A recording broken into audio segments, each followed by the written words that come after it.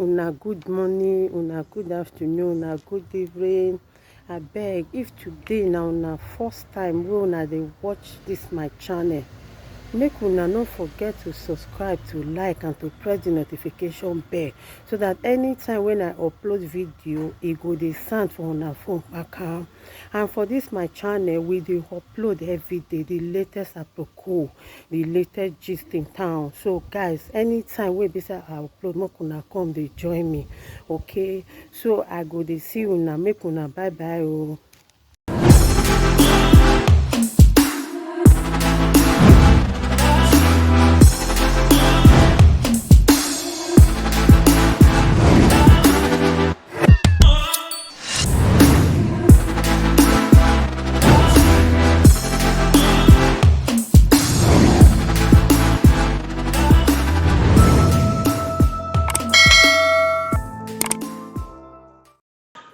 Equal do waran wado moko talk am make the year do avat. Okay, I beg na good evening oh. My name na Michelle and I dey for Germany here, and I'm a single mother and I'm a beautiful lady, but I not dey ugly, but I not too dey beautiful like that, but I just dey average. Yeah, and I know how to cook very well for food. You know how to respect a man very well. Talker, you know how to respect a man. Those are the things they need. I know how to respect a man, and I know how to cook. I know how to in fact, anything where woman they do, I they do them. So, and I'm not 100% because now only God be 100%, but I'm also trying my best. So, and I'm from Delta State, Isoko, from Emevo. So if I see somebody from Delta, Isoko, or from Yoruba, or even if na Igbo, but it's okay for me. I'm a God-fearing woman. I don't like man where they smoke, where they drink, because I'm a God-fearing woman. So, mommy. Okay, you I'm try. 38 years old anyway. She's 38 years old with one child. Yes, 38. Even if it's from 40 or 45, even if now 38, the same age with me, no problem, no matter. At least man we don't get one pikin or two, it's okay. Because I know the man we don't get one or two, he don't get experience, you know. So we can take care of the children together and make things to work together between us. So I live here in Germany. You know. So, mommy. Okay, now number 2. A man that have documents. Yes, when we get documents. When we get documents. Though me, I get document, Italian documents, but I did for Germany here. Normally, you need to, you don't need to show them up. But, you know, I did for asylum, but I get 5 years document for Italy, but I did Germany here. Now, so. Yeah. This woman, she's a wife of material in the house of Osman. She's not a woman of Asa material. She's a woman that we honor a man as a king. She's a woman. She's a woman. She's a woman that doesn't insult your family. My sister, just wait. They go call. Maybe they watch me at their YouTube. Yes. God bless you. Okay. Just wait. 4, 9. Hello. God bless you. He said, "What's up, Mommy, who not can get documents? You know, if you can marry person, marry. That means you never ready to marry. Huh? I'm not hearing. I know we are going no. You are to me. No, who not can get documents? You know, you never ready to marry. You go see the single. Huh? A single you will. You know, all you expect. If you don't reach for the fact, if you don't reach for the fact, you will come the same man that time. You never the same man. Huh? You say the friend will get document. He carry document come for us.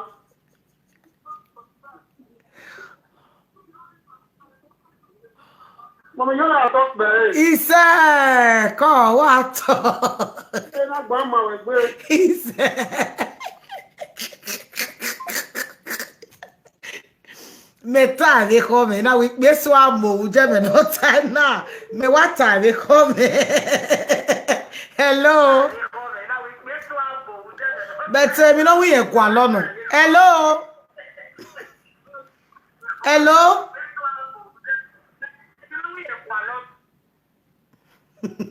Today na today. Hello. Hello, come on, me. Wa talk by o bi je me call. Come on, like that. O site. Come on. O no call the bar, eh? We no be ari kan na be ya ba wa. Do. O be me ga me document. You get the little be ya. Ye mo document ke Italy ada mu aje wo we. O ya do gbe ke the Germany. That is what they already made. If they're not already made, when they are here, obviously, we will. Every or you will not, anyway, I will mean.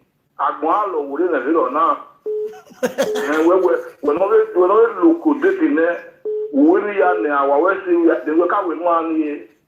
One after we are more back and woman like what we do. You don't like beneath person, say the beneath person not favor you. You get beneath Peking, you say it's not favor you, that means you are swearing to the Peking indirectly. Say it's not favor you, that Peking not favor you now. You want to go find that one, then you say they look out of the made. You want way straight bone. You do well, You there, don't worry. Only sir. You carry you say you go here or Only say wala wo. Wala only say kene wa agbera no only say wala. O say ti we wala wa gui wala. La me na je no agbera be careful. Mommy, no, mommy, wait.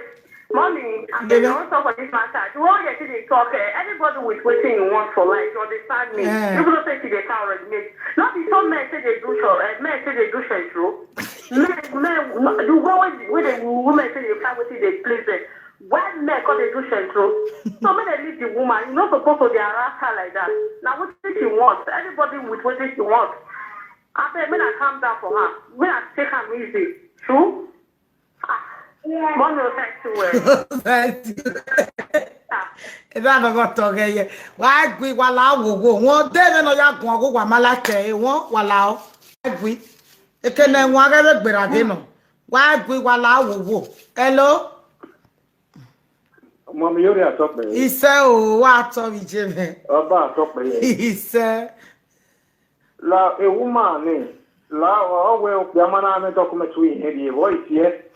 Only say wala o. Oni me ni mama oni me ni wa do ni baba na mama ke ato. That oni me no ye ka no so wo do no ka je ma buwa. Ona we ye gwa lo ko we ona we ko bia. Wo bia me document e no ya wo. Iye mu document ko wa bia. E document are me tell na me document na na no ya na we tell no bi la ko ge. O ye je na hanu ye ko bia ma. Wo gwa lo me document. O ye wu ri ki ka bo. Doctor, no, document so we o why work akabo at the age of 6 years areba. The best thing is that no why ko why you be any no ya to that one. La wo. Wala o ipia wala wa gwiyen go sonu wa.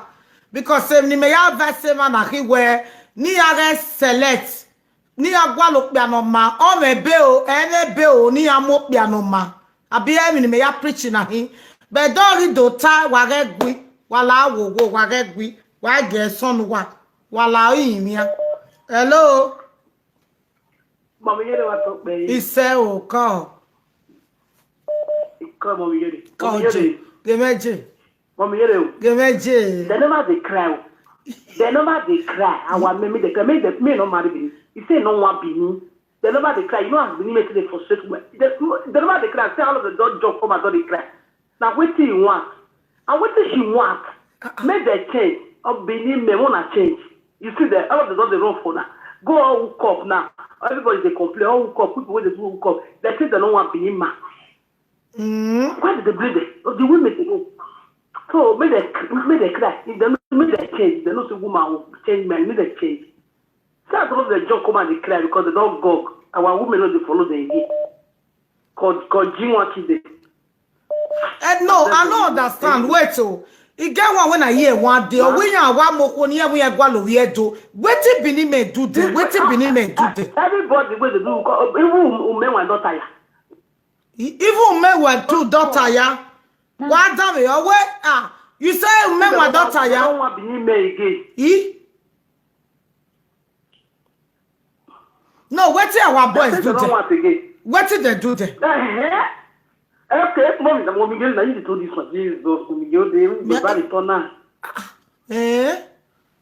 Guamutia, what damn no sooner. The young that all of the judges say that one they drag. That didn't make full grant. That is the one what they gave me the change. You know the quack. 3. Make them make sure they do the men or women start so that they will change. They don't use women. They don't have big old woman. They don't have big. They follow tradition. Imagine woman will get belly. You say only you say I beg my man and some. Calling now. What get up my guane? Makes sense now. So make they lay. I wish I would get all of them. I make they lay all of the change. That's all of the reverse. Not one thing for you. I beg you. Thank you very much. He said me the strike. Me women strike for Benin men. Hey! Our women were sad men were doing ya were learning there do. No, what our Benin men do? Me are they talk and you they tell me say me no. They know. But what did they do? Because the Benin men when they did this program, they too correct. 3. 9. What did they do when I call they run for Benin men? He Jimmy. Hello? Hello, from Italy. Hello, mommy. Hello, mommy. Both. Hey, where is she? Oh, where? Then the program was in the one. They didn't meet me, and I know where, man. Because majority of the car, they can't have your body, they will not. But woman, what I said to more there is how many years? Nobody is going to go my daughter. That's all one of the many of them were led to. If you're in moon and I say a club of fathers, I have the Belgian. I go get Bay at your last. And if it's a bed of Yari. Okay, now, Mama, Wamutia. Mama, what's your Nikona Lenny? Mama, what's your Nikona Lenny? What's your meow? Only the man crying me out while you need me and now my job, you need me and mommy. So, what you're doing now? You need me to be my ma. I'm a papa complaining. I didn't get your role. It's when you are more, I didn't know my way. You have no man going to manage. You need me and man, man, you're telling I am a man or every no man or Robert, it's your nice mamma. And I don't know your ma. What I tell you. I said, I'm not but I'm majority of them may I beg you I beg you what a son of me, I beg you, but they really do not dangerous to you. Near morning, when you have one, cooking a cake, I will not my dinner. Or maybe the family years, not the one who want to that's all going to be here. Oh, that I'm on a better no who better the beg, no may I find one of here. And yet, I don't a single master, my single mother. I want to money. I want to Elena. Yaga, Jim, Yaga, from the other one. If I let them, would you would have been here? I manage your diary government in our Indian monarch, and I am going to come out here in Navy. Only this bad good mother with Boya to be behind. Then you are more than the other Italy. You say, all these in a man near you when you take your lady. Oh, I get on your very number. You're going to marry and I'm going to marry. I get Bienia. Oh, you know, I can't be. Yeah, I'm over. Yeah, I'm over. Can I know that when you are here with you? When you are here with Emma. Emma. So, yeah, Emma. Hello, Jimmy. Hello, He said, what are Jimmy? Jimmy. Come on, man. You know your messy. Eh? Hello, where was Lo is at the way, lo anyway, I watch me. No make it now understand. Why low head down? Okay. Uda yovena. Madavio. Okay. Guess even here. In do near where ma. But Uba we can only equal on a document now. A boy when you are away, keep Italy Jamie, away we do. On New York, no. Although by the Jamie or while the boy is Jamie on the document Jamie. Don't know the Italy. Well, yeah, I'm not doing it. We can't be a I will get near to Lila with a better do my better do my. Where I did of Yagabia, very funny job, to get the girl, do what we do. To have the more what as a Billy boy, or the more for me, how you what? Or get the matter. We're not here or here. Who do you when you go to my job by ye? Or the way, all the way up for you, you go your way. We will make what? Ọ̀pọ̀ ìgbàra òbíẹ̀rà ọ̀pọ̀ ìyẹ́dù òbíẹ̀rà bí àwọn ọmọ ìgbàwà bẹ̀rẹ̀ yóò bọ̀ ẹ̀nà máa ń ṣe 40 years òye náà fíkì tó mẹ́bà wá ọdún máa tẹ́wọ̀n tàbí gbé ẹ̀ ọjọ́ ìgbẹ́ àkú wẹ̀ mọ́ mẹ́fà lè gbé aríwé pọ̀fẹ́ di wẹ́nìyà ẹ̀ àpé ìyá gbọ̀rẹ̀ kápì ìgbẹ́ ní ọ̀rẹ́ àríwé ọmọ tí a gbé ìgbé ọ̀tọ̀ níyàn we are begging, we're not begging Italy, America, if they are war. Anyway, it may vary, Pasagino, good Gadira. I'm telling you the fact. Opagavia can Opagavia do. Yes, Eruga. We do expect him here. We don't move him to work with your main here. And we're camping there. They go up pay when I go there you every month. They go even you might have a winner. You know, believe here. I don't know, believe. If I point up, no more just you, but the try police. Here will on the idea you. No, I mean, one of my top years, one of my top years now. We have to know it. I was thinking, I go need to ask to where you hear them, we look at it, we come up. We are see alone. We will be fine with now. We have one second dark cray, we have Nigeria. Eh? He may be a year down. You must be in your book. Well, we got Pama, only got back on my way. In the city, I have to get away. I don't get on Ghana, go see hello, or we can't be up, or we say, now, what we do, what, or we have what, or we will what, or we do what, we don't make a lot. I'm not a busy. On the master, that I bear, and most of our getting called most of the inner government, they don't go. Most of them. On the target document, we know what we can do in Italy. We know what Italy. You get the matter in me, no matter you young when he has me back, he said, he is sort of the every month, he has me one pass. We don't worry on Italy, not the winner. My Wessel, go Wessel. But Grandma, you know, not in right. On the side, we say, good job. Hello, Epa, Wessel. That got a mad dog, because I'm gonna stop on Emma. Ni Mokonia. Iya we guess ma wa let me ma, which is very, very bad. Hello. God, Mama, God is good. Oh, for a he said, oh, I wish you the same, ma. God, J. No more. Give me J. If you never one of the Enutie. AKA, I got the Enutie. What talk, babe? Mommy, nobody's good. He want my voice when first thing first, eh? Okay. Mommy, go make your mama way. Here, can we ma. But you cannot tell me where it's where do here, man now. There are good ones out there. Me do we manip we all have a go.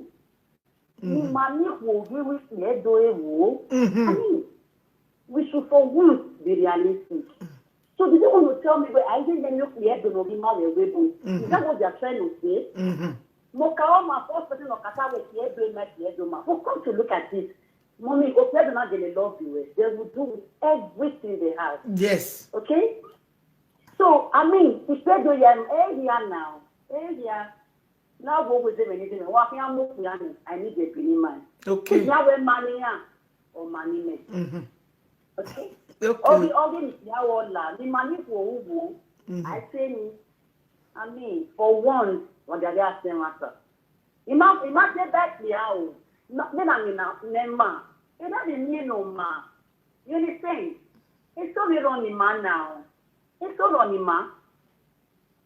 Please.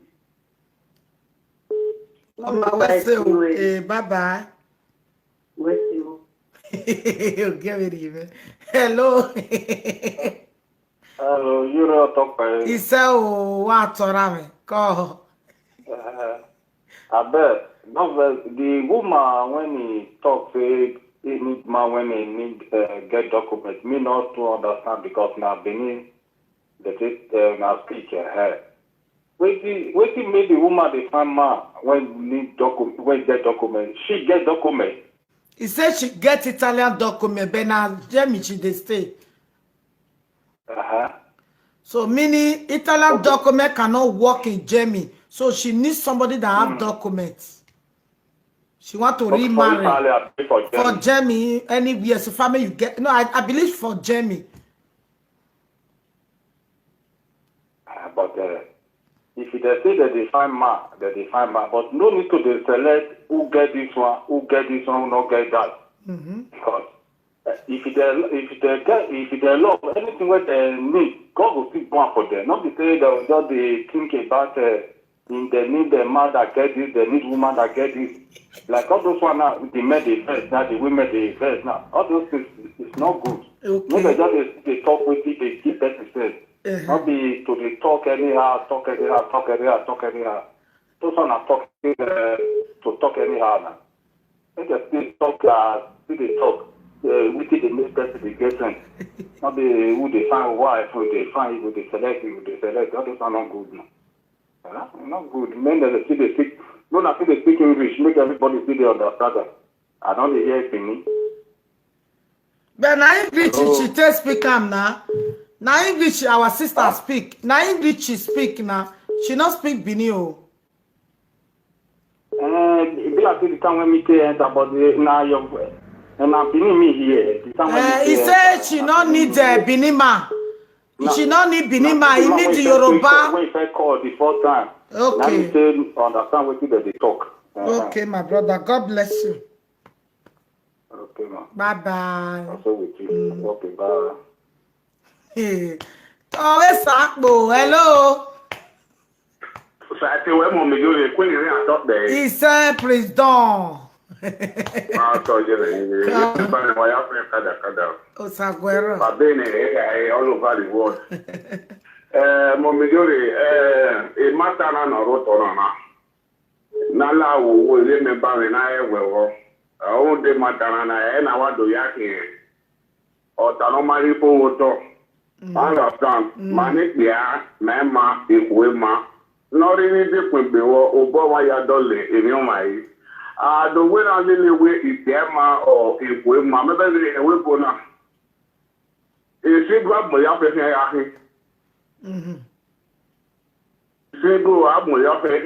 so therefore, not really not really more you talk where you are to we all don't know, no dollar, no dollar, aqua could be.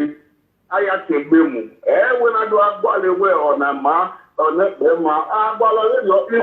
but if women is born, so we have a ball of the case is so we have a document, so where I demand where it is a quality, not what a quality. Any other one no man. I have done my yap and I'm one to I have quality. na gwalo no people my ethnic ma or na ma wala wo because of the all over the world. So I think why fair. Ko baba yo. Oh yeah Okpata ma megwe. Ina gwe na ga select. We mo mi jo de yen select na ya mo ni ya mo pia na me bia. E do gwa ya reply me. Ni yen select ni ya mo pia na me bia. Ina we jo.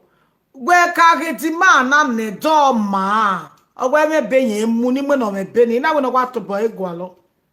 E di gwa ya ku from Jamie to 3. na no to boy gwalo. He said igwa no pia nya where you get paper because ima igwa lesson yawo. Hello. You said you were born.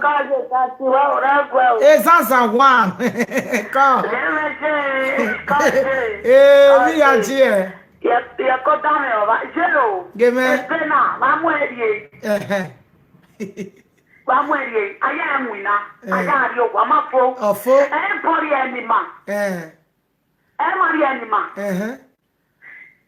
Babi mu eye na ne bia wata we e beni no pia kwalo e beni me wa surprise yen o ni si ma kwa mo ne break Nigeria wa ate wo ma ne peji no ye na value e o value wo ma na value ko no khia ada be na buji no a e wa ri ko so ya we ya mo panele beni na me do to no fe go e o do ba ya mo ta ya mu fo baby Obama ya tell me on because in the water me ye kere di tele ni me ya ti tele de rame era me ni do papa ije wo su tele de rame che era me ke to bowa wo se ko ye me ni me le a su tele lo pia o pa ma na ni do kropa o sa ti to po o sa ti je e courage we eru ni ya ta pu sa ti ya to da ni mo pe ni do ai keki e ha ba tu we ni ma zite okay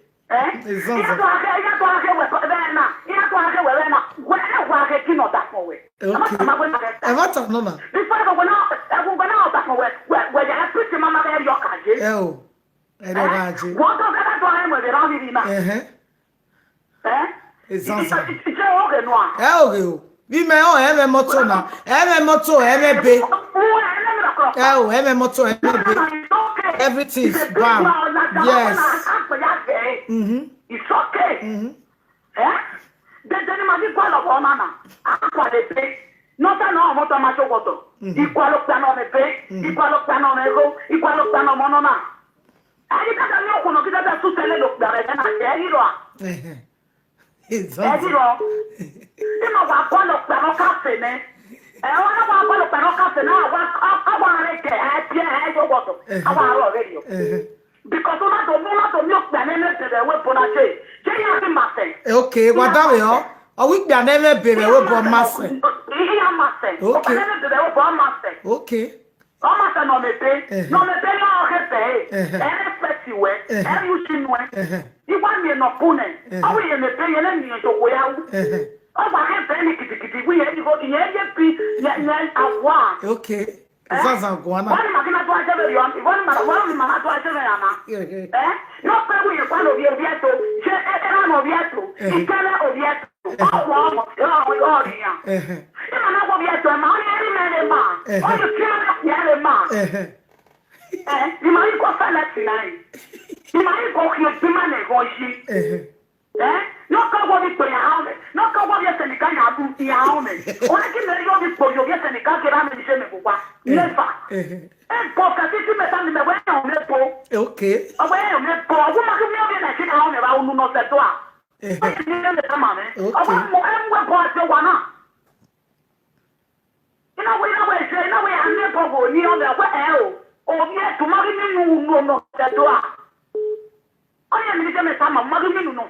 Okay.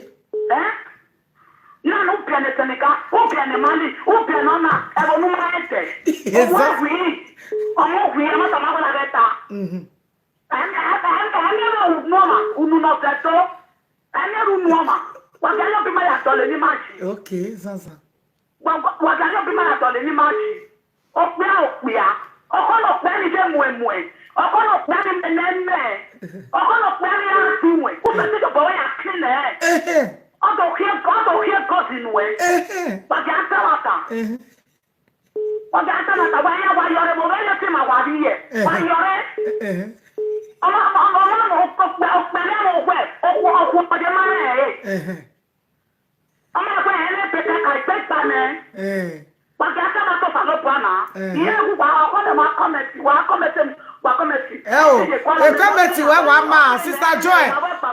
Sister Joy, committee where ma, ya watia where ya waneru gwe, when not the phone watie, ya waneru gwe, ya appreciate menuta, no betia boy in where no.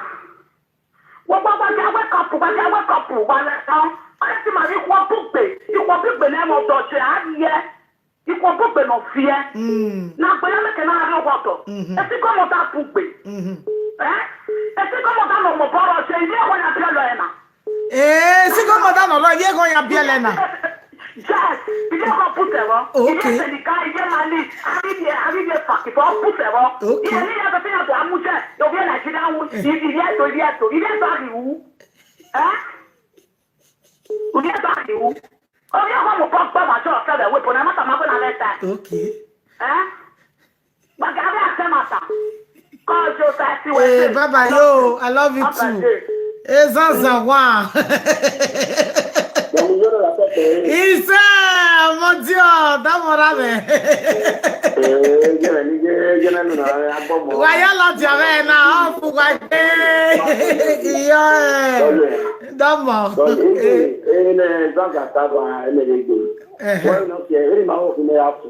Neme pe mama me. Okay. But mama mo wa ma so te.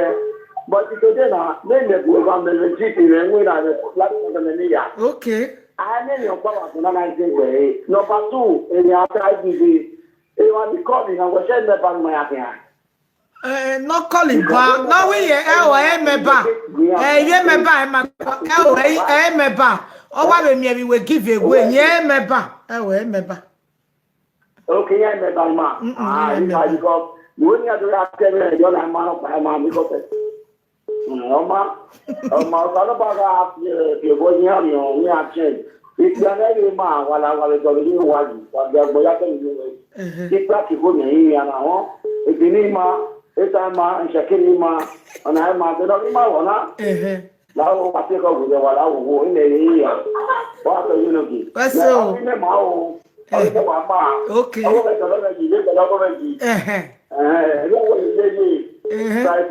What's so, Rame? Bye bye. Why you la jave na eja? I wanna stop it. We are now come ogbe. Mom Jole, you when never be no me be yen kwa lo. I go very oh. Hello. Iseo site where? God, testimony, Marie. When I wear a variable no kid. No, I will not my job. Only a guano no regime, have been my general from for gualo, or the day when I am winner. He wears a 2 years young winner in Italy. He has a 1 year young winner. When I have one winner. I will not care, but I'm not wait for you talk or the go out Abuja, or Jevenana Web with Jewa Guanimuna. While me na Guama, where we know Italy don't be an been one or movie color, no one in Italy. So other the team is not Abba. Zaza as in no time on your mother. Then you will be boon and only Benopia. The moment of Yanni may be up, but I'll tell you when I Bunagi only after Palenopia. He was a one only a mopia and but Omana Diano, Beno, Domana, Beno, don't love you. Or she pretend for how many years, or Yanni when anyway. And then he had a penether on the Akba. And he put out for Webona. Yani buwa when you go kwa hama umiti yani e bena. And then he can me better only after character with better only after what only Emma or where was said that the only man you can know my brazos no ya make an idea bena Emma. There's the moment you know me bena or what I was only ma. As I will move on where Emma here one manage you one after any other quality more yaka. And I fancy me no boy. Almost cannot be any no cannot yet be a man standing a penny I didn't or to me like contract or see I bet I can do. already for the buya got ya sister na you ko se wa ni got ya sister awa na mo ya ne de o amana le do wa o wa ko u de wa we no po lo ya we no po ma se po be de na de no mi be ne de no o ho bi o mi se ne be de no mi be ada no ha you ni mo la ja mo mi yo iko wa ni ya sister awo na mo ya ne ne de so ga ti o ne wo o ga di be ne wo e de no ke to se ku de a e so re ti ta eri ni ya area kado wo nya so akale to ni ema e wa we di ko ni bu ko nya aka ma wo no ya ni eri de na no pa ku ya pa so mo pa ku ya e uwe ni ya le de ni e propose ko lo to de mo ba yo ya ko ko le ne no nya ni u be ga de na de na de ro ni e so de ni kado wo nya pa o ko no ze yo e go ha ya ni o ha ga u ha di ku ko ya ni ti si go mo da iye go de ya ti go mo da wa ni bu bi ele ni ye do then you know what do you hear the day na yes in year do ya pa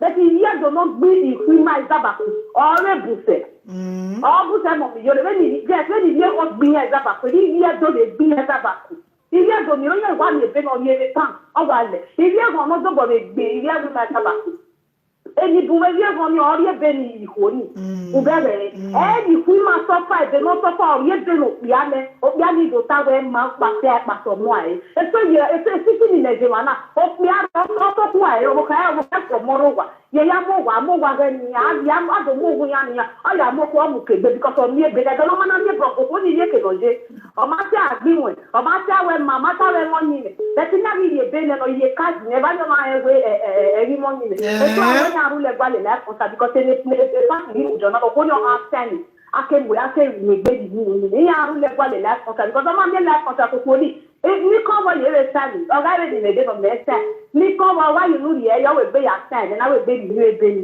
a ri mo mi yore o wa po o fi ama mi ebe no we don lord me o di we ni contribute to the wesel I go talk with me later. Hello, God bless you, Eja. Oh, you know, Osatiwe J from Australia. About software. He said, Mama, Osatiwe. Oh, we can't imagine now. Madam, Joy Kaba, Ayoni, Nikiri, where is the who? Here only am where, Opianebe. Many people run, but Mopianebe. Opianebe, when on a day, when we go where you talk, when on a day, when we go where you talk. Ye never be, ye may be a you talk. Ye never be no man with bear you Tony. You carry a year of a little work here, oh, a little work here. Where by Otote Eque, me waru we no guana. Now, me ruwe now. What's no? A man there ni guan would do. Oh, we're mopped and never be on a bewager. Ye never be. When on the bed, when studying, then no share, then the near young money. No, what do could be? Where when on the bed, where am I going to where woman I was to me. So ya can't get me. Who can you do it like here? Yes, ye never been ya, if women. Ya uje olelu we ya we koni we gba ototo egbon abere wa ke se ti ya le gbe me egbon abere onu wa ke se ti ya le yo wa lu wa do ali to geda oni ya aka bi edo ma really amata no onyiri ma ni edo onyiri ma itu dirty ogbin we ni ọgbìn mà níbi ẹjọ ògbọgbè. Ara jọlọs ọmọ nùgbẹdọba ùgbẹdọba mà rẹ wébù ùgbẹdọba kò ní nọnà ọrẹ bẹnuwẹ rẹ wébù. Di same time wáyà rẹ udù agwọ ni ìtàn pé udù agwọ ni mà. Ọlọ́wọ́ nìyà. Mani ikpe obenu waya tawe no me be awujo bone Ujo bone, bebo na re be no ma. No me u like o wa wo aro. U ri ne. Se aro. O da kwa ile no we ye give set you, ye give le we so ta. When of you oge.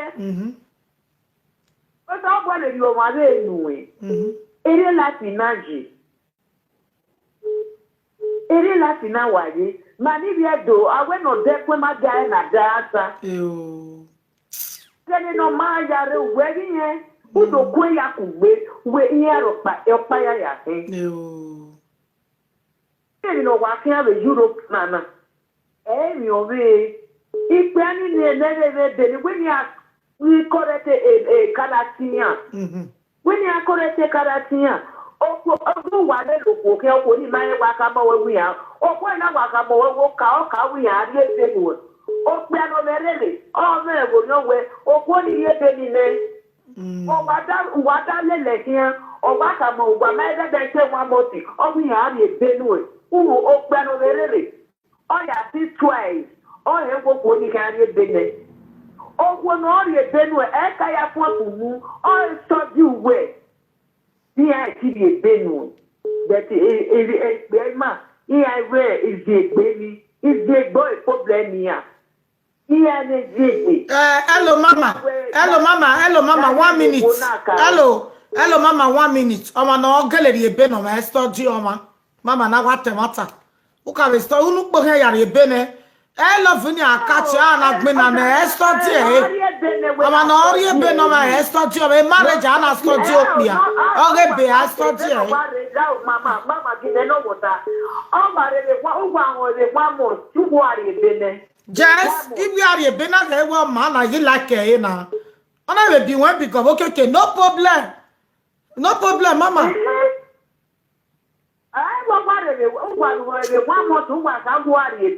Of course. Oh, somebody on there, mama. Oh, what's very on there? 1 month. Yes. 1 month. Yes. Yes, mama. Oh, somebody on there. What's very on there? I have a relationship. When I can monitor it, baby, rock ma. When I want to know what a condition go with a lily worry can I will be. Go very well, get so sharp. Who's one fatty a bogey? Evan only a benny beer. You have a climate dita, you have zero done. But it's so young, a hot that way. You want me benny a one lay. You want me benny a better call a cosalubua. Why again? Again, just how way I went and you're a problem, maybe. Where a problem? Call J. Wessel. Hello, God bless you. Good evening. Good evening. Abasi contribution with you. Yes.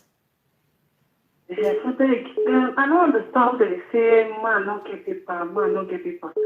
If man not get paper, it don't mean to not be man against the house. Man will always be man, you understand? And God created him like that.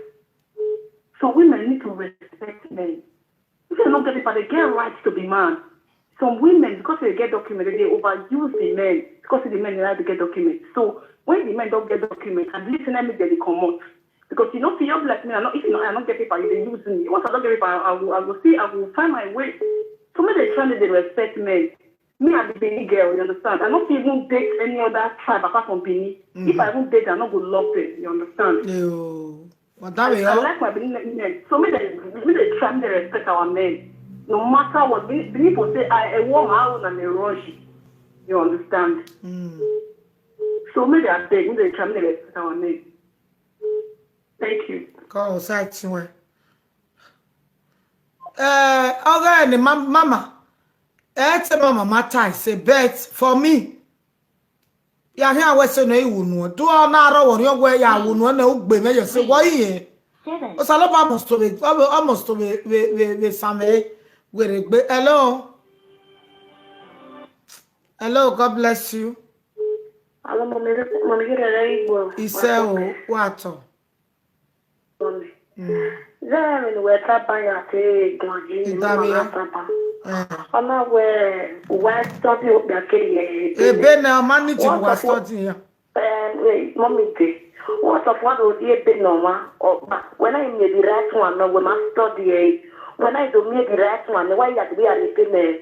Every week I give $1 on a car with master the number of payment. What about not ma? Only what do me one not giving with no giving you be your money? What if you do your business? I do have a understand. I have been a do not be been on a be when because Gega come and take one away. We try your law. Our make cannot be the same. Oh, the way because I think me been on a barrier now do I. What I may not make it. Even in that woman big, we love you. But from that we study next year came along. Ma do wa we ru wa rion when that do get me okay. Oh no na yet you put the nanu kwa. Do na woro woro no just 4 years or 5 years ya ga wa meti we won emi no kwa like no. We no gi me ga je me ma je tiri mo si yesterday he de kun na go salobo ina so amu eyerun. Aga me wo de yin me ge me big gba ge wa la na gba e. So ogba e. Wa le go e ni very o. Well, we want to look at how we pray, how we pray. You to boy, but out be done on every penny, ye keep back. There, they burn a little way. Emion, one a gilly way you. Okay. Call off for it. Well, they won't be a name, be one way you. I got me aware who did be whom I will want me better walk back. Oside to a benny, Emion. Oside to a. Ìwé wa ní ìwọ̀n ìsọ́nàbọ̀ àdébàyàn.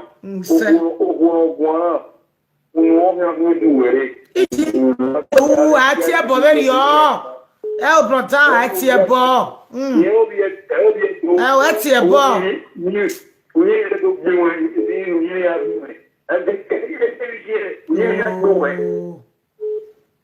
Àti ẹ̀bọ̀.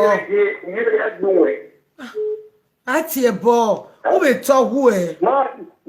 Máa yóò fún bàtí àgbè máa rú pé bò ìtọ́wé kò rí sí lórí ẹ̀dọ́ lórí ẹ̀yà àgbè wọ̀n. Òfin ọmọ ayé lẹ́nu yéyé ẹ̀ ọmọ ayé wẹ̀ yéyé ẹ̀ igbó kí á jẹ́ wẹ̀ bò tell the truth and no learn. When you're going to do it, all you know, when you're work.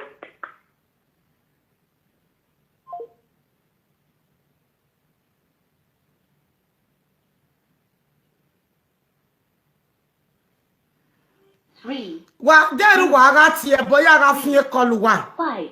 Anybody know where they gbegun awon yan tell me bo if you call iwe. If you call iwe ere ya gun. O ma wi bi to ma eri yen ma. Era o wi eto ijo o wi eto. Mi a wi bi to ma ba ya se gbe family me e me gwe ma. Hello. Hello, mo yera to pe. Ise. Come on me. You side to we. Side to me. Obota. Yeah. Like topic no waro to na ni awa gun kan because of many people because in big matter no ro on chana oh me no die. Wow, mi bi ye do ni wa ko se. O bi do wa ni. Ma ya mo ni na do ya na gwe e wo ma o na me ro. O wa la di odo se emi e gbo lo my dear gbo. The man ya ki problem yo egbe.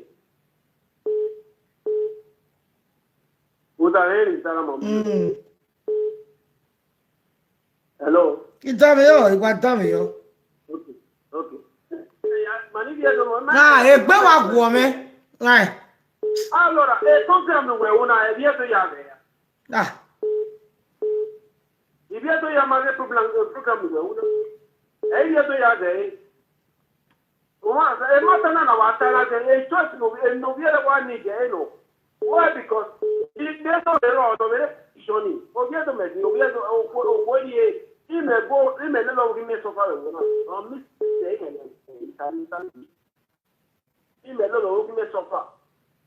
But today we are enjoying it. But the year though, I want to. Imagine you are the man. We should say the truth. On one cry, on more problem area. On my eye, not anybody in my life. Now that is not why I have problem to get home. It's our own choice. Why can't we learn from people's choice? Oh, we have to go time. Cover is different here. What I say, Tana, so, also put my lens for what people are saying. If you get to your perfect, perfect. This life, life now, a choice of it. If I saw a life video and make it, I can't watch them because they are not my taste. Everybody has his own taste. There's something I read there, a lot of your code, a lot of your code. But the rest of you are a lot of Jimmy, So we should learn from one from each other. Why you problem on why attack a video? You not life. So everybody have his own choice in life. Jesus. God, what's so? We should learn. Jimmy, wow. Always say topic in us say because we no iri na e ko mari any mejo. Go I like anything sort. Hello.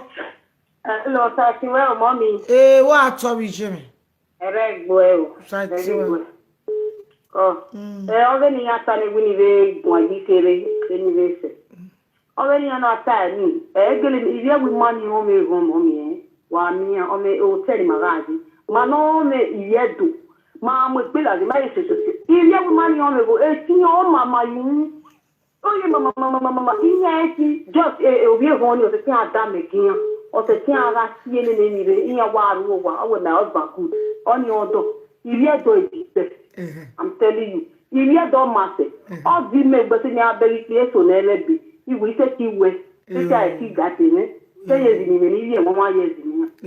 When you say very only, you all believe that when you are well, if you do so, if you people, we are Maro, Obie, Cameroon, Obie Gabia, when we penny, when you are where you are, no matter what Mamma me, and you don't know all Jerry, or Marie, or your penny.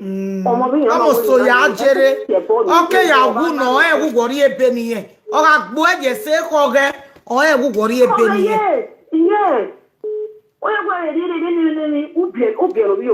a thumbs up, Joe. Thumbs up, thumbs up. One moment for area. Then the program in a 1 year say. If you go one pry. I am about to go one pry. We are tonight. The big banana go pry. The big banana go pry. If you go one pry, who will you go so? When I'm here, just so no go pry.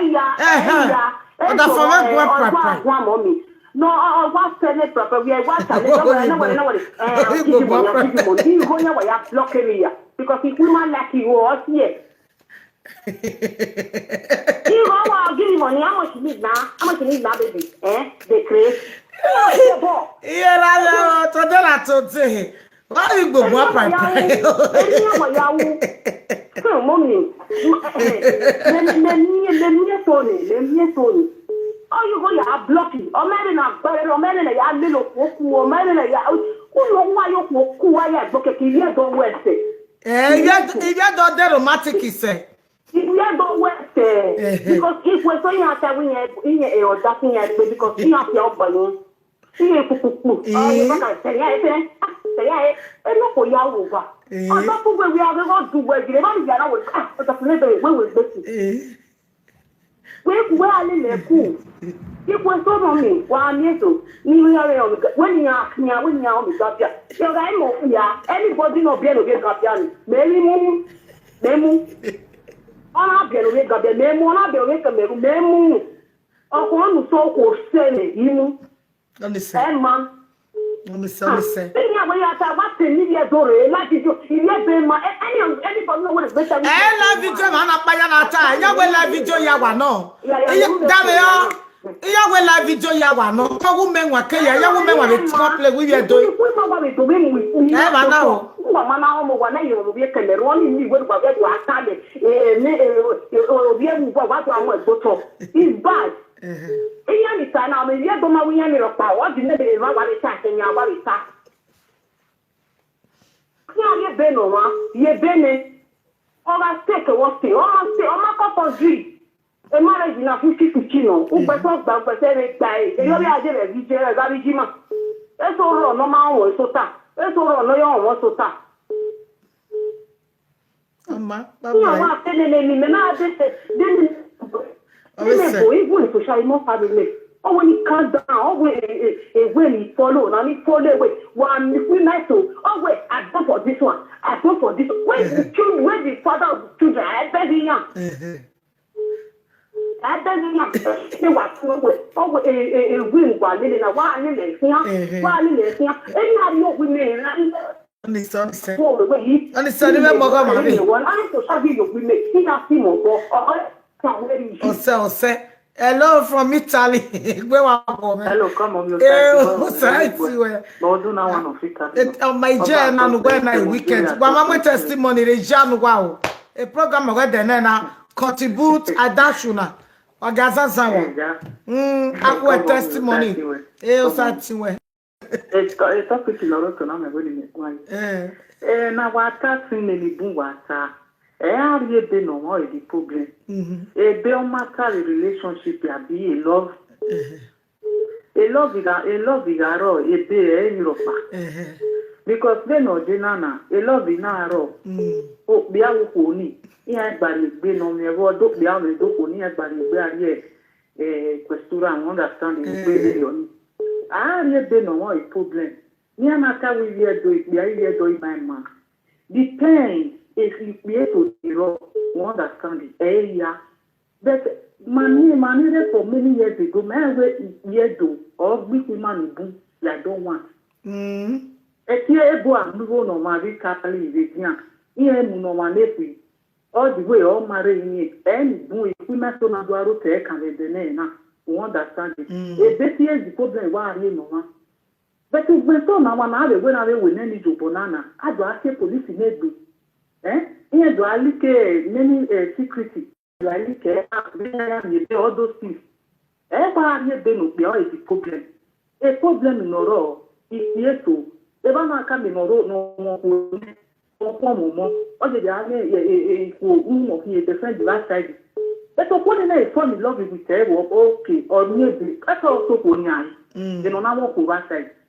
But I can have where I need them the hour is a problem. Understand? Then again, I don't marry. Ever say black women, I am a woman. You understand? That then I am going.